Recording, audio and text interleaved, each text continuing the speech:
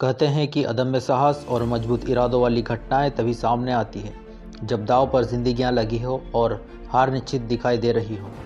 इतिहास में ऐसे कई मामले दर्ज हैं जब इंसान की अद्भुत इच्छा शक्तियों ने नामुमकिन से दिखने वाली चीज़ों को भी मुमकिन कर दिखाया है और अपनी असीम क्षमताओं के कारण ये लोग सुनहरे अक्षरों में अपना नाम दर्ज करवाने में सफल भी रहे हैं।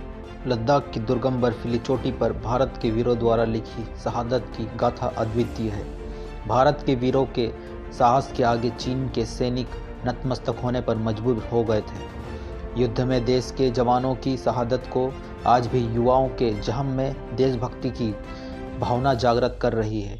चीनी आक्रमण के दिन 18 नवंबर 1962 को लद्दाख की बर्फीली चोटी पर स्थित रेजांगला पोस्ट पर हुए युद्ध की गौरवगाथा विश्व के युद्ध इतिहास में अद्वितीय है। 18 नवंबर 1962 की वो सुबह कोई नहीं भूल सकता जब भारतीय सेना के महज 120 जवानों ने 1700 चीनियों को लद्दाख के चुलू सेक्टर में पस्त कर दिया था, जिसकी अगुवाई कर रहे थे 13वीं कुमायूं बटालियन के सी कंपनी के मेजर शैतान सिंह जी।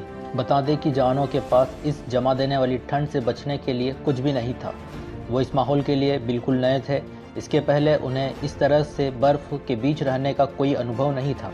चीनी सेना पूरी तैयारी से थी, ठंड से लड़ने की उन्हें आदत थी और उनके पास पर्याप्त हथियार भी थे, जबकि भारतीय सैनिकों के पास 300 से 400 राउंड गोलियां और 1000 हथगोले ही थे। बंदूकें भी ऐसी जो एक बार में एक फायर करती थी। मेजर शैतान सिंह ने वायरलेस पर सीनियर अधिकारियों से बात की और मदद मांगी।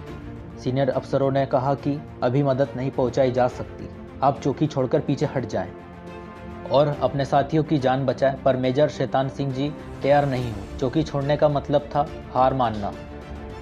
उन्होंने अपनी टुकड़ी के साथ एक छोटी सी मीटिंग की और सिचुएशन की ब्रीफिंग दी और कहा कि अगर कोई पीछे हटना चाहता है तो हट सकता है, लेकिन हम लड़ेंगे। दुश्मन की परवाह ना करते हुए भारतीय सेना के जवानों ने आक्रमण करने की ठानी और थोड़ी ही देर में दोनों तरफ से भयानक गोलीबारी होने लगी। असला बारूद खत्म होने के बाद भी भारत के जवानों ने 1700 चीनियों को मार गिराया। कई जवानों ने तो अपने हाथों से ही चीनियों को मार गिराया था। इंडियन सीक्रेट एजेंसी रॉ के पूर्व अधिकारी R.K. यादव ने अपनी किताब मिशन R&W में रेजांगला के लड़ाई का वर्णन करते हुए लिखा है कि बचे हुए जवानों में से एक सिंहराम ने बिना किसी हथियार के चीनी सैनिकों को पकड़ कर मारना शुरू कर दिया। मलयुद्ध में माहिर कुश्तीबाज सिंहराम ने एक एक चीनियों को बाल से पकड़ा और पहाड़ी से टकरा कर मौत के घाट उतार दिया। इस तरह से उन्होंने 10 से 20 चीनी सैनिकों को मौत के घाट उतार दिया। मेजर शैतान सिंह जी जब अपने सैनिकों को प्रोत्साहन करने के लिए एक पलटन से दूसरी पलटन की तरफ घूम रहे थे, तभी उन्हें एक चीनी SMG की चोट से वस्ती से मेरे एक पैर से बांध दो। उनके हाथ लथपथ थे। उन्होंने रस्सी की मदद से अपने एक पैर से फायरिंग करनी शुरू कर दी। वहीं एक सैनिक को मेजर शैतान सिंह ने वापस भेज दिया ताकि वह पूरे घटनाक्रम को दुनिया के सामने बयां कर सके। मेजर वहां लड़ते रहे। बाद में उनके बारे में कुछ भी पता नहीं चला। 3 महीने बाद जब बर्फ पिघली तो रेड क्रॉस सोसाइटी और सेना के जवानों ने उन्हें खोजना शुरू किया।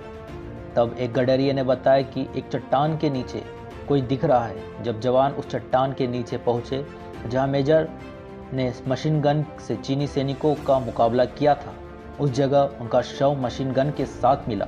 पैरों में अब भी रस्सियां बंधी हुई थी। बर्फ की वजह से उनका शरीर जम गया था। पता नहीं कितनी देर तक वो चीनी सैनिकों से लड़ते रहे और कब बर्फ ने उन्हें अपनी आगोश में ले लिया।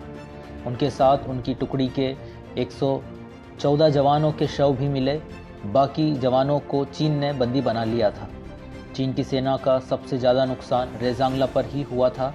चीन के करीब 1700 सैनिक उस जगह पर मारे गए थे। ये एकमात्र जगह थी जहां भारतीय सेना ने चीनी सैनिकों को घुसने नहीं दिया था। बाद में मेजर शैतान सिंह जी को उनके होम टाउन जोधपुर में राजकीय सम्मान के साथ अंतिम संस्कार किया गया। उसके बाद उन्हें देश का सबसे बड़ा वीरता पुरस्कार परमवीर चक्र मिला। आपको बता दें कि आज रेजांगला सूरवीरों का तीर्थ है।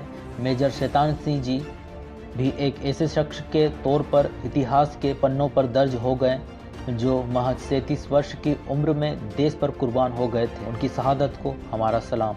जय हिंद, वंदे मातरम।